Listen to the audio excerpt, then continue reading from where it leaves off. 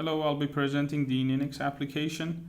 This is the Ninix gadget in which the baby will be wearing, and it communicates with the iPhone via Bluetooth and provides the parents the necessity required data that they're looking for. So I'll launch the app for the first time, and this is before registration process is in place. The user receives the slider tutorial, which gives them the key features of the gadget and the application, and upon starting up, the app asks them for their location so that they can provide a country code for the cell phone they want to put in. And the cell phone is used for first-time verification of the phone and the gadget in hand.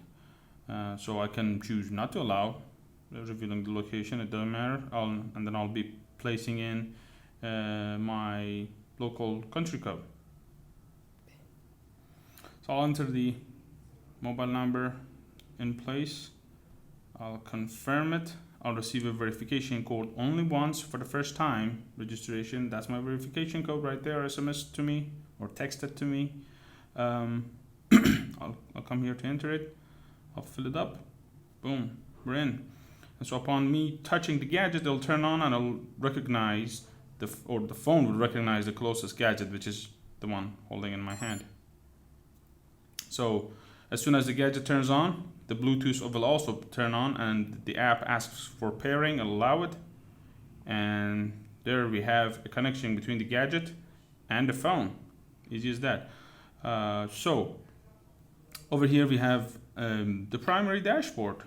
It shows the baby's diaper humidity inside the diaper. It shows the temperature, which reflects the very close body temperature of the baby, and also reflects the fact whether the baby has rotated, is rotating, and so forth and so on, concerning the risks and whatnot. So these are the three primary data, and also if you go into the details, they also can see the baby's heart rate and the baby's respiratory rate through the gadget. So this data is provided via Bluetooth in real time to this app. Now, if any of these data's normal threshold is breached, an alarm will take place, such as this one. And once the alarm takes place, you can either mute it by touching it very normally, or you can also mute it via the button that showed up here for a little bit. Boom. You can mute it here, therefore, for about 2 minutes. I'll mute it temporarily until you have the situation under control, right? So this is the primary dashboard again. This is mostly what's into it, and on the left side we have a music player where we play a simple white noise that can help putting the baby into sleep. This is very typical, and there's a variety of these things, white noises. And on the right side is where the settings are. So on the settings, top right location, very important, shows the battery of your gadget.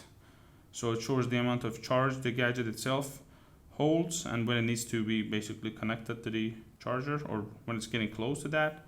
And underneath the primary section, we have disconnecting the Bluetooth, shutting down the gadget itself, and managing the alarms. For instance, if I don't want to hear warnings on the respiratory rate, I don't care about that. I can turn that on.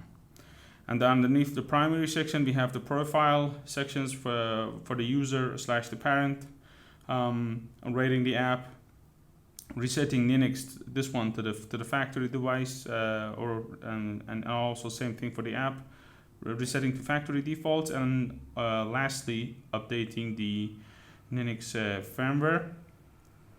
And this is pretty much it. Thank you very much for watching.